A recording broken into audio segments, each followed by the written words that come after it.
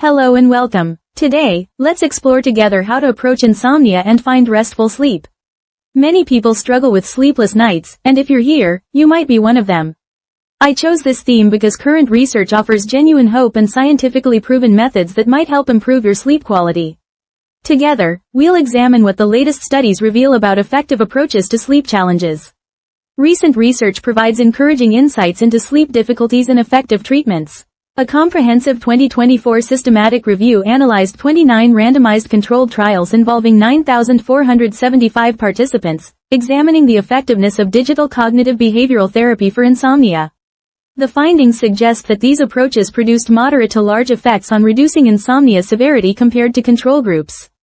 Current research suggests that cognitive behavioral therapy for insomnia, known as CBT-I, remains the most scientifically supported first-line treatment. The American Academy of Sleep Medicine conducted an extensive review of 1,244 studies, with 124 meeting their inclusion criteria for rigorous scientific standards. This research found that CBT-I typically incorporates at least three core components: cognitive therapy, stimulus control, sleep restriction, sleep hygiene education, and relaxation training. The statistical improvements were notable. Participants experienced an average improvement of 19.03 minutes in sleep onset latency, meaning they fell asleep faster. Wake after sleep onset improved by 26.00 minutes, and sleep efficiency improved by 9.91%. What makes this particularly encouraging is the long-term effectiveness. A meta-analysis of 30 randomized controlled trials demonstrated that CBT-I remains effective at 3-month, 6-month, and 12-month follow-ups. While the effects may decline slightly over time, the research suggests these approaches can produce clinically significant improvements lasting up to a year after therapy completion.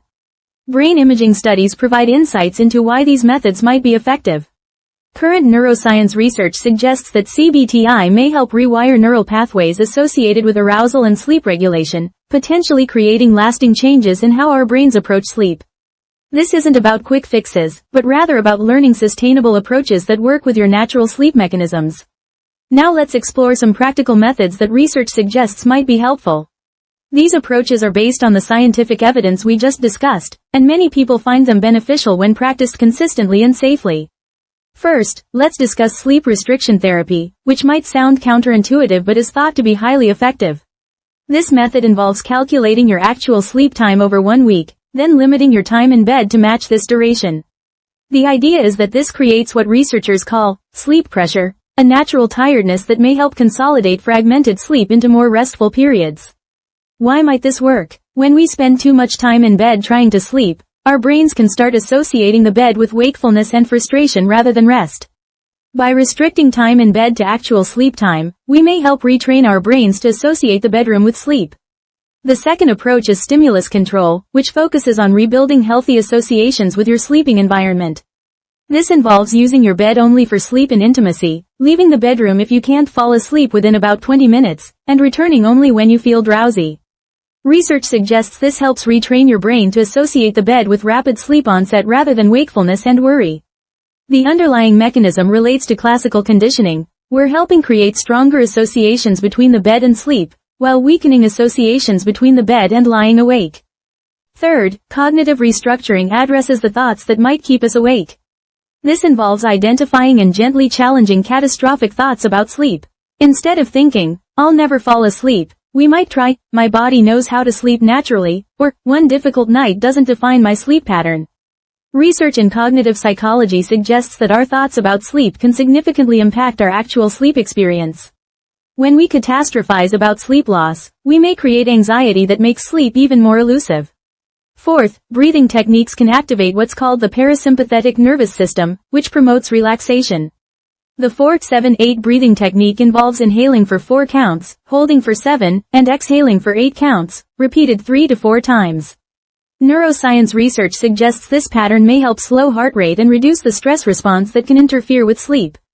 The extended exhale is thought to be particularly important for activating relaxation responses. Fifth, establishing scientifically informed sleep hygiene involves maintaining consistent sleep-wake times, ideally within 30 minutes daily. Research suggests this helps synchronize our circadian rhythms. Other evidence-based practices include avoiding caffeine at least 8 hours before bedtime, limiting blue light exposure 2 hours before sleep, and keeping bedroom temperature between 60 and 67 degrees Fahrenheit. Each of these recommendations is based on research into how our bodies naturally prepare for sleep. Finally, creating an optimized bedtime routine starting about 60 minutes before sleep can signal to your body that it's time to wind down.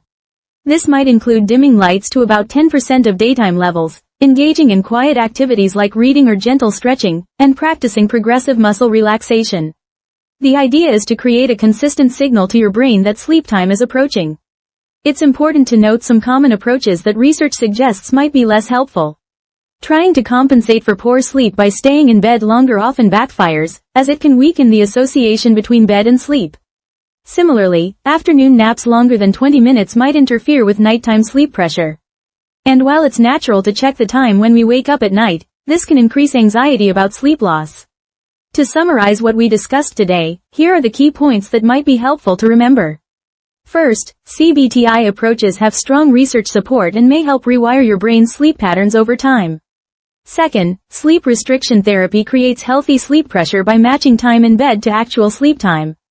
Third, stimulus control helps retrain your brain to associate the bed with sleep rather than wakefulness. Fourth, maintaining consistent sleep and wake times supports your natural circadian rhythm.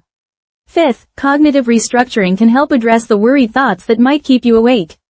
Sixth, simple tools like breathing techniques and proper sleep hygiene provide practical support you can start using tonight. What I hope you take away from today's discussion is that sleep challenges are common, and there are evidence-based approaches that many people find helpful. Change often happens gradually, and it's normal for progress to take time. Your brain has an innate capacity for healthy sleep patterns, and these research-supported tools might help guide you there. Remember that everyone's experience is different, and what works well for one person might need adjustment for another. If today's discussion provided any support or useful information, please consider hitting the like button. If you'd like to continue learning about mental health and well-being together, please subscribe to stay connected. May your nights become more restful and your days feel brighter. Thank you for listening until the end today, and I hope tonight brings you the peaceful sleep you deserve.